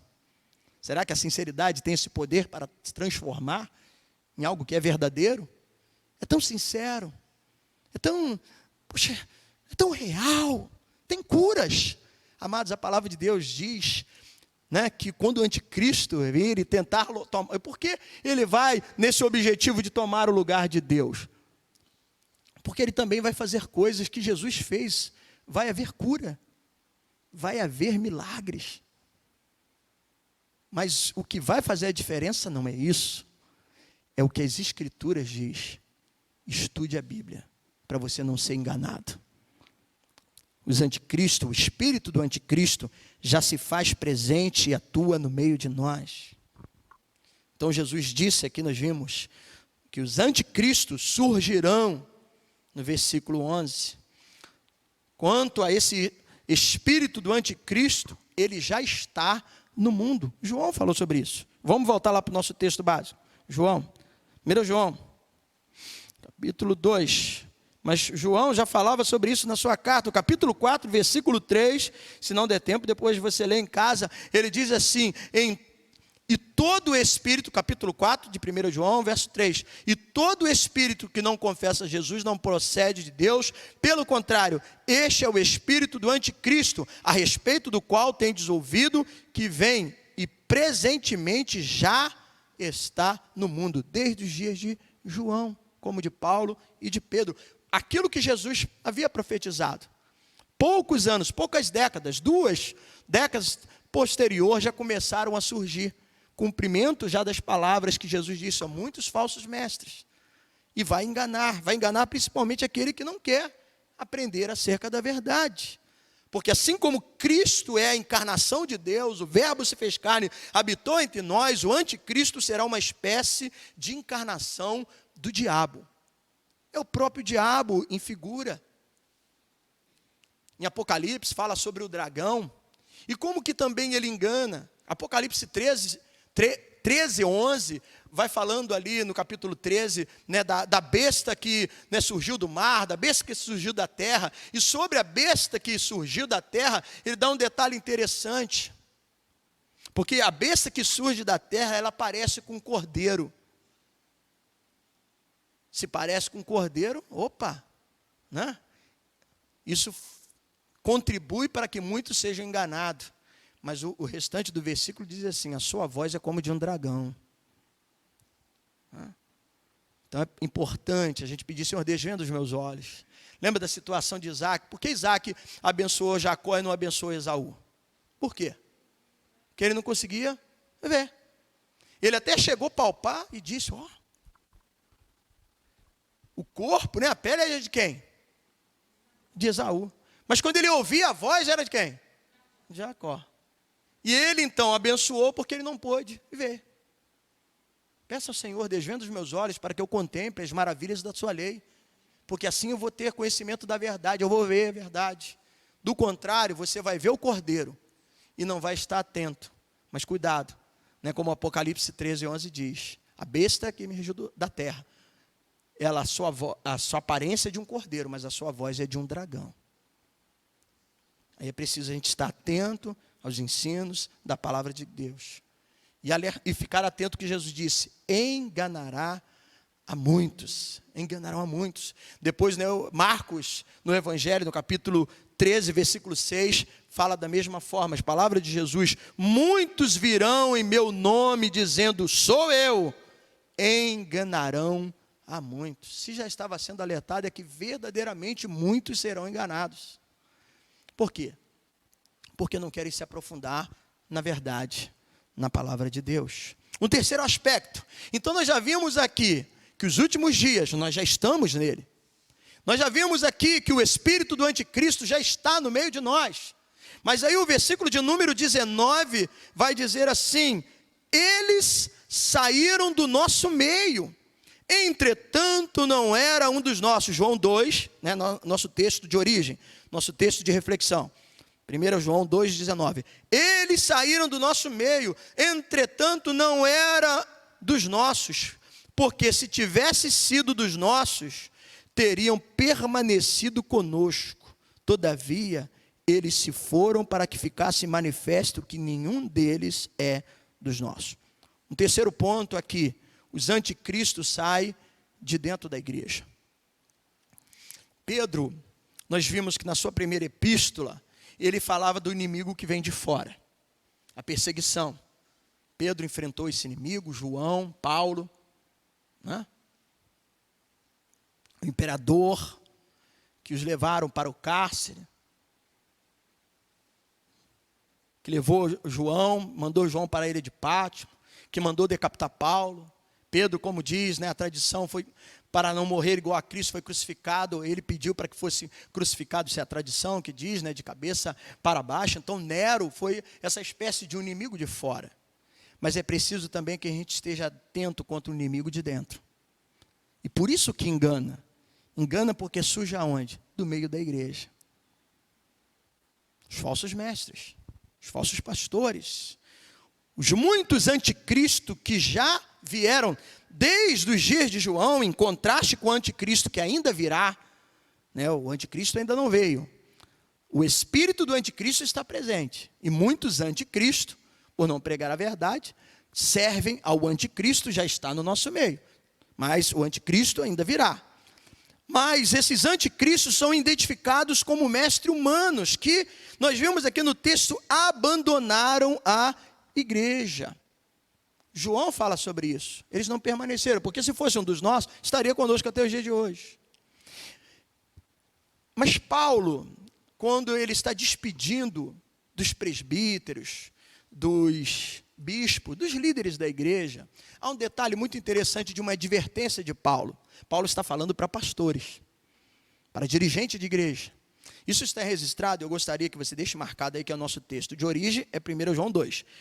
Vamos lá em Atos, capítulo de número 20.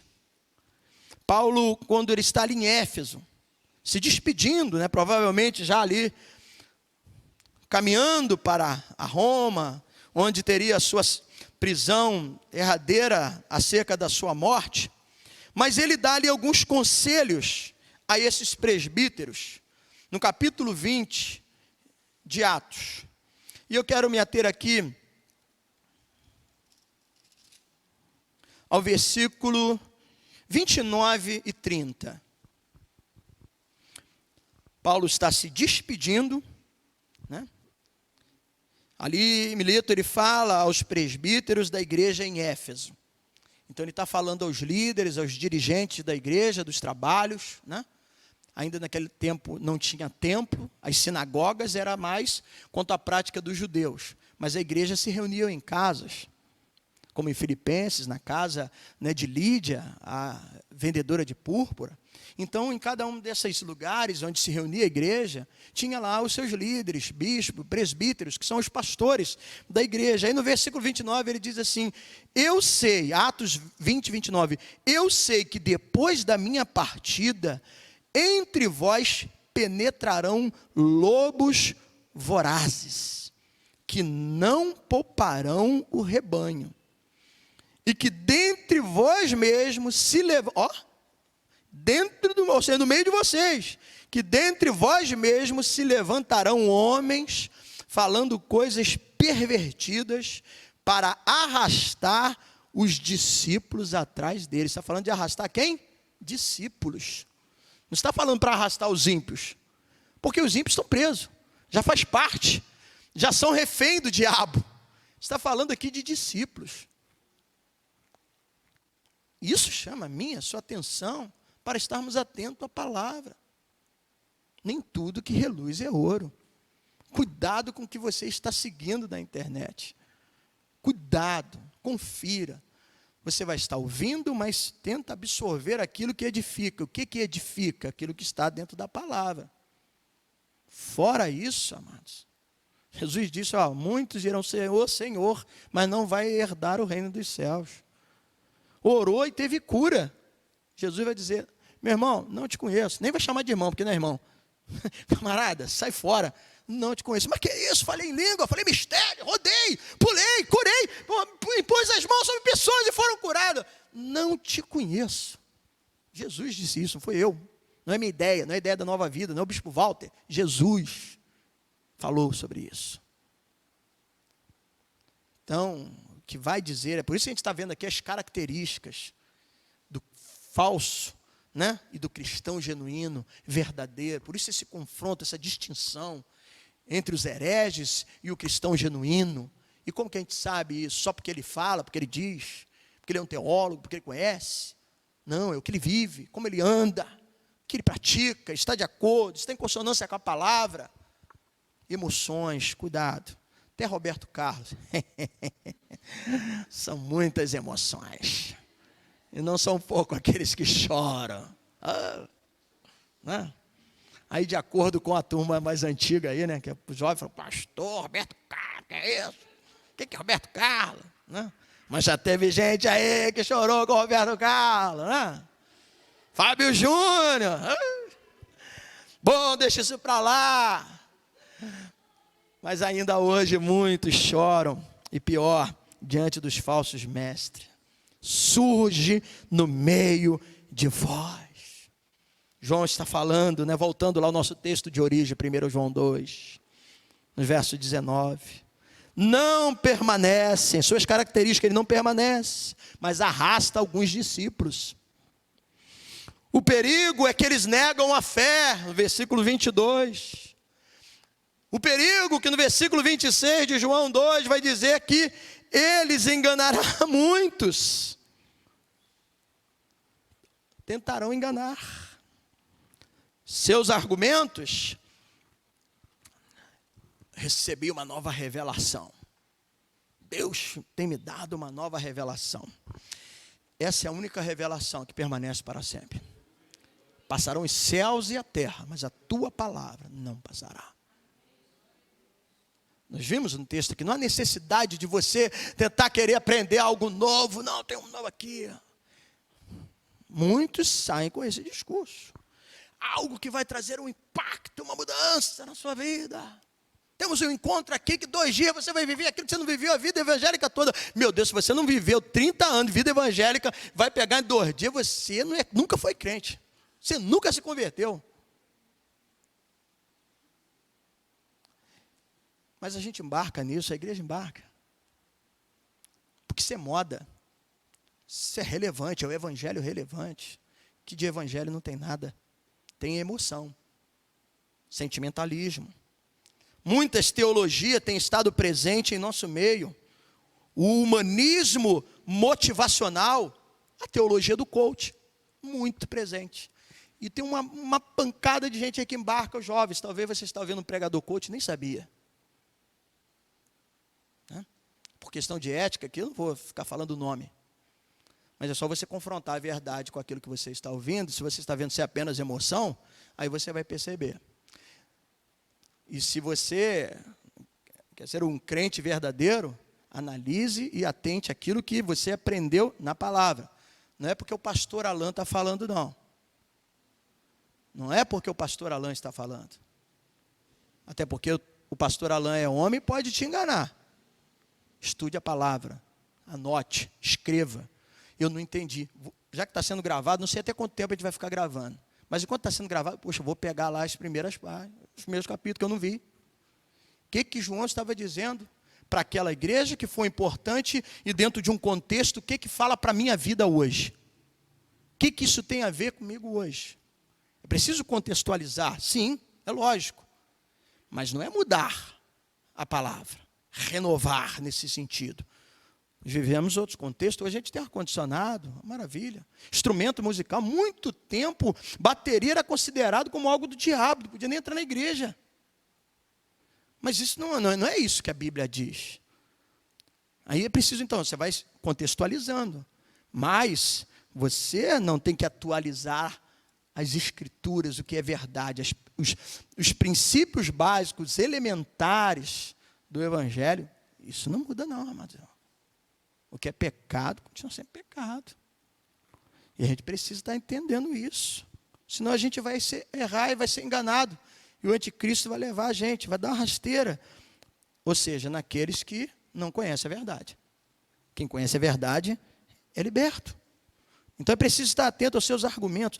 Aliás, eu marquei aqui uma página. Eu fiquei assim... Eu comprei esse livro faz um tempo, não muito, não. Acho que não sei se foi no final do ano passado, uma jovem da igreja Crescendo em Cristo me ofereceu, com o intuito de estar ajudando esse ministério, né, a questão do Vale de Baca, e eu comprei. Eu não tinha lido esse livro, mas eu comecei a ler o livro em virtude até da irmã que vai vir aqui, né? Falei, poxa, eu dei a oportunidade da irmã vir aqui, nem o livro não li, né? Tendo o livro, eu sei que provavelmente ela pode até trazer esse livro aqui para vender, ou o livro que ela tem evangelizado muito nos hospitais, né, de tratamento de câncer, que é Além do Câncer, o outro livro que ela escreveu. Mas o que chama minha atenção está dentro do nosso pensamento teológico, daquilo que nós temos advertido. Então, em um dos capítulos do livro, que ela está falando sobre aonde tem fundamentado, qual é o seu chão, qual é a sua estrutura, e eu anotei aqui esse trecho que ela então assim diz: rogo nesta parte do livro que você reveja a sua fé, as suas motivações e qual o evangelho que tem ido ao encontro do seu coração. Aí ela adverte, está em alta o evangelho que fomenta cada vez mais a busca do homem pelo seu bem-estar e por suas realizações pessoais. Um evangelho que tem ensinado a exercer a fé no potencial humano. E a pregação desse evangelho é centrada no eu. E no quanto Deus quer que você seja feliz e bem-sucedido. Felicidade e sucesso de acordo com o mundo. O pregador humanista, diz então Maristela, leva os ouvintes a se emocionarem. Mas o pregador bíblico leva os ouvintes ao arrependimento. Ele é confrontado com a verdade, machuca. Ou não soa bem aos ouvidos. O pregador do falso evangelho leva os ouvintes para dentro de si mesmo. Porém, o pregador do evangelho de Cristo Jesus leva os ouvintes para dentro da Bíblia, ensinando-os a andarem segundo aos seus princípios. Quando eu li isso, eu agradeci, falei, Deus, obrigado. Isso tem tudo a ver com o estudo, com a série que estamos pregando sobre a exposição de João e o alerta sobre os falsos mestres. E é exatamente isso. E para exemplificar, então, o humanismo motivacional, a teologia do coach. Cuidado. Hernan Dias Lopes também destaca nesse versículo 19, que aqui é lançado a luz sobre duas gloriosas doutrinas importantes: a perseverança dos santos e a natureza da igreja. Marcos, no capítulo 13, que Jesus também adverte, assim como nós vimos em Mateus 24, falando do perigo onde muitos serão enganados, serão arrastados. Aí Marcos capítulo 13, versículo 13, diz assim: aquele que perseverar até o fim será salvo. Aquele que perseverar até o fim será salvo. Entenda bem. Não porque a salvação é prêmio da constância, da perseverança. Não vamos distorcer. O que perseverar até o fim será salvo. Será salvo não porque a constância é ali, né, é o prêmio da constância, mas porque a constância, a perseverança é a marca, é o carimbo. Quem persevera é o cristão verdadeiro, é o escolhido por Deus, é o que vive em santidade, é o que se abstém, é o que foge da aparência do mal e que procura viver a verdade. A marca dos salvos é exatamente isso, a constância. Nem todos os membros da igreja visível, que tem, né, a sua carteirinha, aliás, a gente fez isso aqui no início, né? Não temos mais carteirinha aqui de membro. que é legal, né, para se identificar, e principalmente para que o pastor possa, né, saber lá, até o seu endereço, numa necessidade de uma visita. O dia do seu aniversário, né, hoje nós temos a Paulinha, filha filha da irmã Cida, nós temos a Rafaela, que faz aniversário hoje, essa semana alguns estão aniversariando, então isso é importante para a gente se identificar. Porém, essa carteirinha, essa membresia, nem os membros da igreja visível têm garantia que faz parte da igreja invisível. Não é uma garantia. O apóstolo Paulo, quando escreve a sua epístola ao Timóteo, na sua segunda epístola, capítulo 2, versículo 19, ele diz: o Senhor é que conhece quem lhe pertence. Deus é que conhece o nosso coração, a nossa vida. Quem persevera, mantém uma vida em santidade. Quem persevera, ele é constante, ele frutifica. Como que você sabe se a árvore é boa? Por onde? Pelos frutos. Então, se ele apresenta fruto de arrependimento, prova moral, sua conduta, prova social, o seu relacionamento, ele não guarda ódio, não guarda ressentimento, não fica nutrindo no seu coração, ele perdoa. A dinâmica da igreja é essa. Por isso que a Bíblia fala que é preciso a gente perdoar uns aos outros. Mas ele quer continuar insistindo, guardando sentimento e não perdoa, você vai viver debaixo de uma maldição. Você não conhece nem a Deus. Aliás, né, eu posso falar isso que a gente já vimos aqui anteriormente. João é claro em dizer que quem guarda ressentimentos, odeia seu irmão, você é um assassino. E o assassino não vai herdar o céu. Então, nunca foi crente. Precisa se converter. Prova social, o amor. São pelos frutos que se conhece a árvore. Não é o que o pastor Alan acha. É o que a Bíblia diz. É a verdade que nos confronta. E que nos leva a refletir e pensar. Ei, eu preciso considerar algumas coisas. Me arrepender. O quarto e último ponto, para a gente fechar aqui, né, acerca da distinção entre os hereges e o cristão genuíno. Então nós já vimos, estamos nos últimos dias, ou os últimos tempos. O anticristo, o espírito do anticristo já está no meio de nós, os falsos mestres. Ele surge da onde? No meio da igreja. É o inimigo que mora dentro da casa, né? No contexto evangélico, contexto cristão. E o quarto e o último ponto dentro desses aspectos que João vai traçando aqui, na distinção entre os hereges e o cristão, versículo 20 e 21, para a gente finalizar essa manhã. E vós possuís unção que vem do santo, e todos têm desconhecimento. João está dizendo para os seus leitores, olha, vós possuís unção que vem do santo, e todos têm desconhecimento. Verso 21, não vos escrevi porque não saibais a verdade, antes porque sabeis, e porque mentira alguma jamais procede da verdade. O quarto ponto, os verdadeiros crentes têm duas marcas claras, unção e conhecimento. A proteção contra o anticristo está na unção que o crente recebe. O Espírito Santo atuando, habitando em nós. Assim como no dia do batismo de Jesus, né, ali em forma corpórea de pomba, desceu, simbolizando a presença do Espírito Santo, ele está sobre nós. É o Espírito Santo que habita em nós, versículo 27 do capítulo 2, desse mesmo capítulo, nós vamos estar falando mais sobre isso, né, na outra semana. Quanto a vós outros, a unção que dele recebeste, permanece em quem? Em vós. E não tendes necessidade de que alguém vos ensine, mas com a sua unção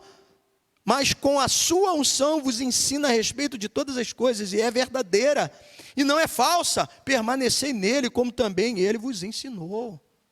Então, naquilo que recebemos de Cristo. Então, o Espírito Santo que está sobre nós, o Espírito Santo que guarda e que guia.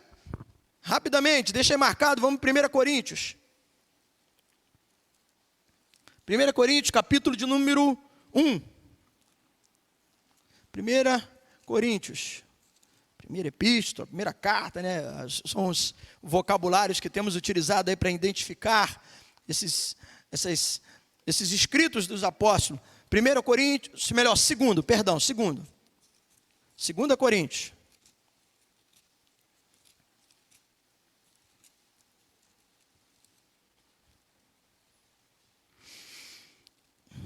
Capítulo 1, verso 21. 2 Coríntios 1, 21. Mas aquele que nos confirma convosco em Cristo e nos ungiu é Deus. Verso 22. Que também nos selou, nos deu o penhor de quem? Do Espírito em nosso coração. Ele está presente em nosso coração, é Ele que nos ajuda, é Ele que nos guia, o Espírito Santo que nos dá entendimento. João 14, 26, volte aí mais um pouquinho, Evangelho. João 14, 26. Esse é conhecido, nós até cantamos aqui, né? De vez em quando a gente canta esse hino. Acho que na semana passada nós cantamos, ou seja, o hino fundamentado, baseado, tendo como fonte, né, o Evangelho de João, capítulo 14, versículo de número 26, vai dizer assim, palavras do Senhor Jesus Cristo: mas o Consolador, o Espírito Santo, a quem o Pai o enviará em meu nome, esse vos o quê? Ensinará todas as coisas e vos fará lembrar de tudo que vos tenho dito. Senhor, que o Espírito Santo desvenda nossos olhos, nos dê entendimento para a gente guardar e não ser enganado pelo anticristo, pelo espírito do anticristo. Passe 2 páginas em João 16, 13, falando ainda sobre a ação do Espírito Santo. João 16, 13. Quando vier, aqui Jesus estava falando quando ele, né, a promessa. Agora João 16, Evangelho. João 16, nós lemos 14, 26, agora 16, 13. Quando vier, porém, o Espírito da verdade, ele vos guiará a toda a verdade, porque não falará por si mesmo, mas dirá tudo o que tiver ouvido e vos anunciará as coisas que hão de vir. Então o Espírito Santo já descida lá no dia de Pentecostes, está sobre a igreja, está sobre nós. Foi Ele que nos convenceu do pecado, da justiça e do juízo. Por isso que nós reconhecemos a nossa condição de pecador que somos, por isso nós confessamos, por isso aqueles que já passaram pelas águas foi ao tanque, e ali você foi batizado em nome do Pai, do Filho e do Espírito Santo. Ele está em você, Ele habita em você, Ele te guia, Ele te ensina a verdade, Ele vai fazer com que você guarde a verdade, para você não ser enganado pelo espírito do anticristo. Então Ele nos livra do engano. Os verdadeiros cristãos trazem em si, amados irmãos, um detector de mentira e perseveram na verdade. Unção e conhecimento. Quem tem o Espírito Santo, ele tem a unção, o Espírito nos ensina, está escrito, você leu, não é ideia do pastor Alain, não é Evangelho segundo Allan Kardec, é Evangelho segundo Jesus Cristo, né? Segundo Jesus Cristo.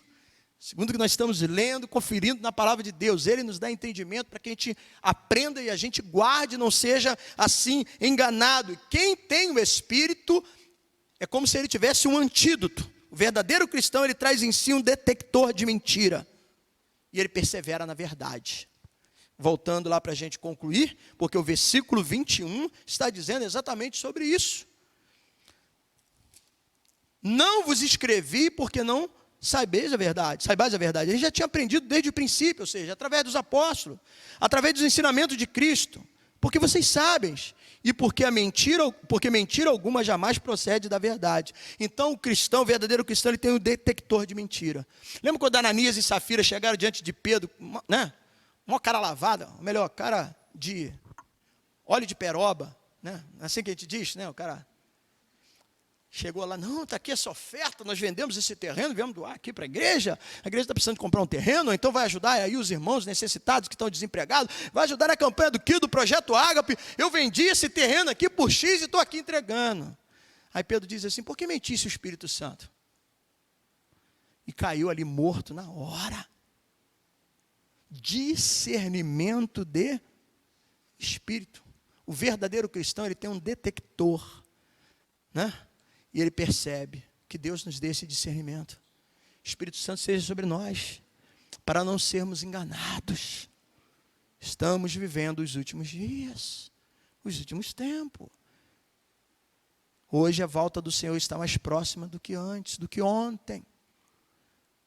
Mas, independente do dia, que não nos compete saber o tempo ou a época, como o próprio Senhor Jesus Cristo disse que está reservado ao Pai, Porém, nós sabemos que nós somos peregrinos aqui, e assim como a irmã Joelma, essa semana, aos 54 anos, partiu. Amanhã pode ser eu. Amanhã pode ser você. Espírito Santo, me unja, esteja sobre mim. Crie em mim o interesse de estudar a tua palavra, de não viver debaixo de emoções. Ah, que maravilha! Oh, bênção! E como que está a sua vida? As palavras da minha boca, o meditar do meu coração são agradáveis diante do Senhor. Espírito voluntário, hoje à noite, quero trazer essa mensagem para mim e para você. Você quer saber se há um espírito voluntário na sua vida? Logo mais, 19 horas. Mas aqui, concluindo, a de hoje. A verdade a que João se refere é o Evangelho de Cristo, conforme pregado pelos apóstolos. Por isso, como que vivia a igreja? Perseverava na doutrina dos apóstolos.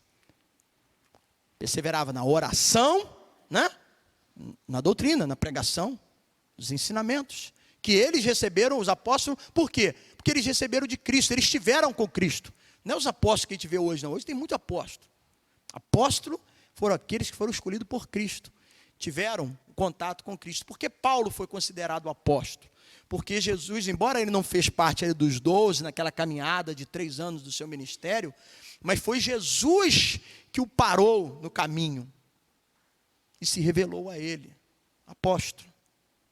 Então, como vivia a igreja? Perseverava na doutrina dos apóstolos, naqueles ensinamentos. O segundo aspecto para o enfrentamento da heresia fala sobre a natureza e o efeito da heresia. Próximo domingo, se Deus quiser, às 9 horas da manhã. Feche seus olhos e curve sua cabeça, que Deus continue nos abençoando e nos dando entendimento. Obrigado, Pai. Obrigado pela tua palavra. Ajuda-nos a compreender que esses irmãos não fiquem apenas naquilo que o teu servo disse essa manhã, naquilo que o pastor Alan está dizendo. Que sejam aqueles que tenham realmente interesses e busque, confira, leia, note.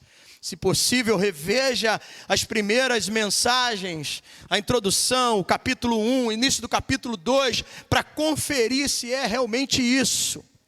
E que dê a eles a unção e o discernimento. Porque é triste, ó Deus. E o pior ainda, a gente vê às vezes os crentes da igreja aqui, postando nos seus WhatsApp, nos seus stories, nos seus Instagram da vida, palavras e mensagens de coach, expressões humanistas, expressões de sentimento, do hedonismo. Deus, não conheceram ainda a verdade, mas que conheçam, e que a verdade vos liberte. Ajuda, Senhor, que não é a minha verdade, não é a verdade da Igreja Nova Vida, do pastor Alain, é a tua palavra, mas está aí, e Jesus alertou que muitos seriam enganados. Paulo disse, olha, quando eu sair daqui, vão surgir no meio de vocês, e vão arrastar muitos discípulos. Ajuda, livra-nos desse mal, e o Senhor está nos dando a oportunidade, ao estudar a tua palavra, para assim ter fundamentos e não ter a necessidade que nenhum com uma nova unção, um novo evangelho, uma nova maneira de servir, venha nos enganar. Assim eu te peço, abençoe nós que estamos aqui, os irmãos que vão ouvir essa mensagem através da rede social, seja com a tua igreja e com o teu povo, que eu te peço no nome de Jesus. Amém e amém. Vamos ficar de pé. Estou aqui dentro do nosso horário da escola dominical, mas eu quero orar pelo Brian, que é cunhado da irmã Fabiana. Vamos pedir a Deus a sua misericórdia. Também, agradecer, como eu já mencionei aqui, nós temos aniversariante da Paulinha, a Rafinha. Vamos orar pelos familiares, da Joelma, sua mãe, Luci. Ela também é sobrinha da irmã Áurea, lá de Lages, Os seus irmãos, Flávio, Marco Paulo, Simone. O Flávio é o pai da Liliane, e o filho, que é o Fábio. Vamos orar pelos familiares, vamos estar intercedendo. Nosso bispo fez essa semana, passou pela última semana, né, a última sessão, melhor dizendo, de quimioterapia. Que Deus o ajude na sua recuperação. Ok? Estenda suas mãos. Senhor, estamos aqui a concluir esse momento de estudo da Tua Palavra, na escola dominical, onde adoramos, glorificamos o Teu nome, e mais uma vez fomos aqui confrontados com a Palavra. Mas os mandamentos do Senhor não são penosos. Eles são sim, bênção para a nossa vida, para nos mantermos firmes e de pé. Muito obrigado a Deus por esse momento.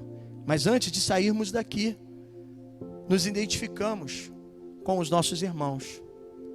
Tua palavra diz para se alegrar com aqueles que estão alegres. Nós temos aniversariantes.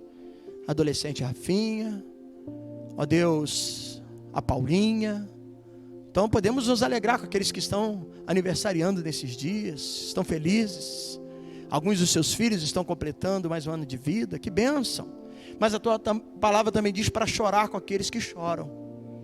Então é o sentimento de condolência para com a família de Joelma, filho, mãe, irmãos, sobrinhos, tios, que conviveram, que certamente estão ali no luto, sentindo falta. E como faz falta, e como dói. Mas também há uma promessa de consolo, que só console os que chorem. E traga paz a esses corações. Senhor Deus, toma diante de Ti os enfermos, há irmãos que estão enfermos, que precisam dessa atuação, da Sua intervenção. Nosso bispo, Senhor Deus, que está diante desse tratamento. Toma diante de Ti, ó Pai, Teu servo. Toma diante de Ti a vida de Brian, que está na UTI, como mencionado aqui pela irmã Fabiana, Senhor. Tenha misericórdia. Entra com providência. O Senhor pode reverter o quadro, mudar a situação. Nós cremos em milagres. Quando falamos aqui de milagres que o anticristo pode fazer e vai fazer para enganar, não é esse milagre. Mas isso não significa que nós não acreditamos no poder, na ação do Jeová Rafa, o Deus que cura. Nós cremos, e por isso pedimos, e por isso oramos. A Tua palavra é bíblico orar pelos enfermos, e nós oramos.